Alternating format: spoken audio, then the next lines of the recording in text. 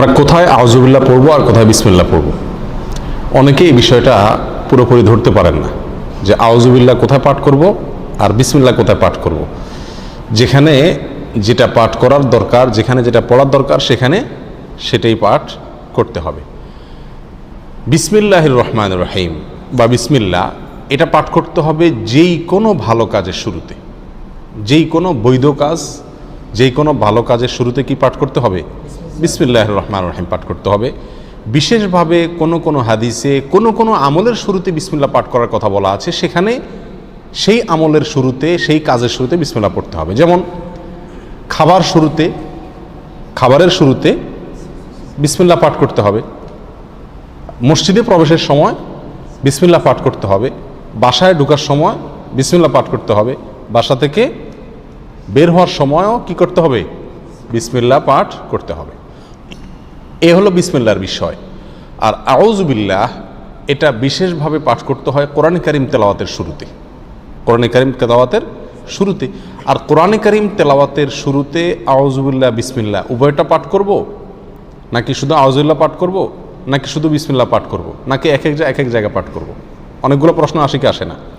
এটার উত্তর হলো, যখন আমরা কোরআন কারীমের তেলাওয়াত শুরু করব, সেটা নামাজে হোক, নামাজের বাইরে হোক, যে অবস্থায় হোক না কেন, যদি আমরা কোরআন কারীমের তেলাওয়াত শুরু করি তাহলে আউযুবিল্লাহ পাঠ করতে হবে, আউযুবিল্লাহ পাঠ করতে হবে। অনেক উলামায়ে কেরামের মতে ওয়াজিব, অনেক উলামায়ে কেরামের মতে সুন্নাত। আল্লাহ সুবহানাহু ওয়া তাআলা সূরা নাহলের 98 নম্বর আয়াতে ইরশাদ করেছেন, ফাইদা ক্রাআতাল কুরআনা ফাস্তাইজ বিল্লাহি মিনাশ শাইতানির রাজীম। সুতরাং যখন তুমি কোরআন পাঠ করবে তখন তুমি শয়তান, বিতাড়িত শয়তান থেকে আল্লাহর কাছে আশ্রয় প্রার্থনা করবে, অর্থাৎ আউযুবিল্লাহি মিনাশ শাইতানির রাজীম পাঠ করবে। এটা হলো যখন কোরআন তেলাওয়াত করবে।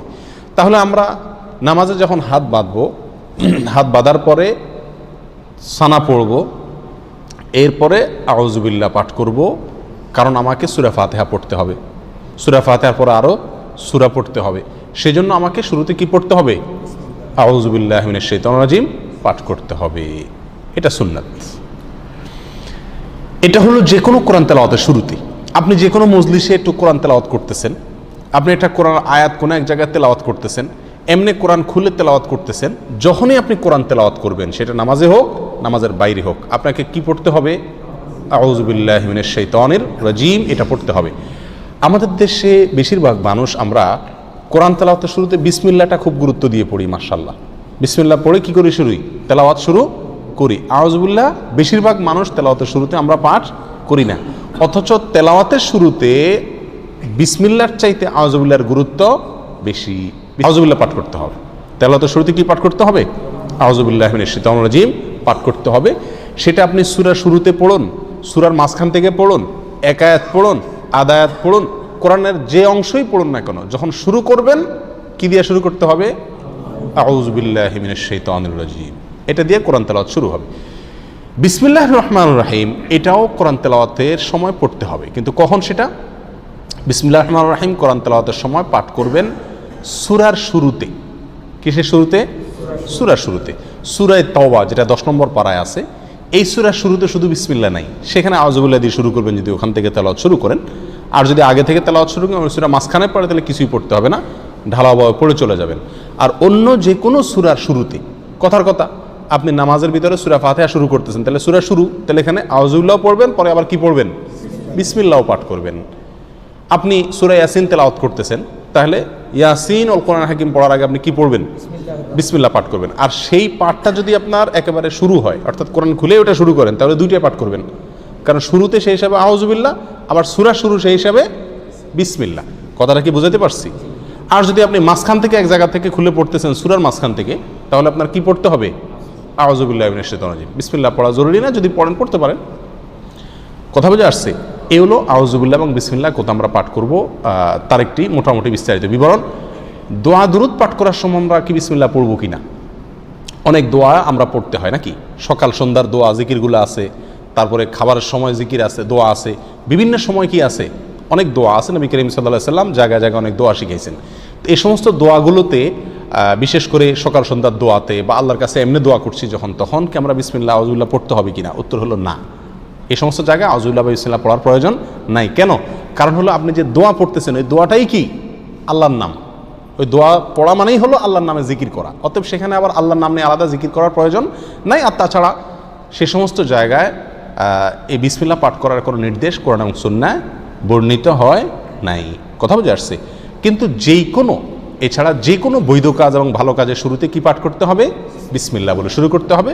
হাদিসে আসছে, নবী সাল্লাল্লাহু আলাইহি ওয়াসাল্লাম ইরশাদ করেছেন, কুল্লু আমরিন যী বালিন লাম ইউবদা বিবিসমিল্লাহি ফাহুয়া আবতার ওয়া ফি রিওয়ায়াতিন ফাহুয়া আকতা। যে কোনো কাজ যদি তার শুরুতে আল্লাহর নাম নেওয়া না হয়, বিসমিল্লাহ বলা না হয়, তাহলে কাজটা অপূর্ণাঙ্গ থেকে যায়, ওটাতে বরকত থাকে না, কল্যাণ থাকে না। এই জন্য যে কোনো কাজের শুরুতে কি পাঠ করতে হবে? বিসমিল্লাহ পাঠ করতে হবে, যদি সেটা বৈধ কাজ হয় অথবা যে কোনো ভালো কাজ হয়। আল্লাহু আলাম। ইসমতে আম্বিয়ার মর্ম কথা কি? নবীদের কি পাপ করার ক্ষমতাই ছিল না, নাকি পাপ করার ক্ষমতা ছিল কিন্তু তারা কখনোই পাপ করেননি? কোরআন সুন্নাহর আলোকে বিস্তারিত জানতে চাই। এ সম্পর্কে আহলে সুন্নাহ ওয়াল জামাতের দৃষ্টিভঙ্গি হলো যে ইসমতে আম্বিয়া বা নবীদের নিষ্পাপত্বের মর্মকথা হলো নবীদের মধ্যে পাপ করার শক্তি সামর্থ্য ছিল, অথচ তারা পাপ করেননি। আল্লাহ তাআলা তাদেরকে সেফ রেখেছেন, নিরাপদে রেখেছেন। তারা কোনো কবিরা গুনাহ করেননি, কোনো সগীরা গুনাহ করেননি, এমন কিছু করেন না যেটা তাদের ব্যক্তিত্বের পরিপন্থী হতে পারে। এটি হলো আহলে সুন্নাহ ওয়াল জামাতের আকীদা। এবং অনেকে মনে করেন যে আম্বিয়া আলাইহিসসালামের পাপ করার ক্ষমতাই নেই। এটা আহলে সুন্নাহ ওয়াল জামাতের আকীদা বা বিশ্বাস নয়। এজন্য ইমাম মোল্লা আলী কারি রাহিমাহুল্লাহ তিনি মিরকাতুল মাফাতিহে, মিশকাতের ব্যাখ্যা গ্রন্থ, সেখানে তিনি লিখেছেন, আল আম্বিয়া মাসুমুন মিন ক্বাবলি নবুওয়াতি ওয়া বা'দাহা।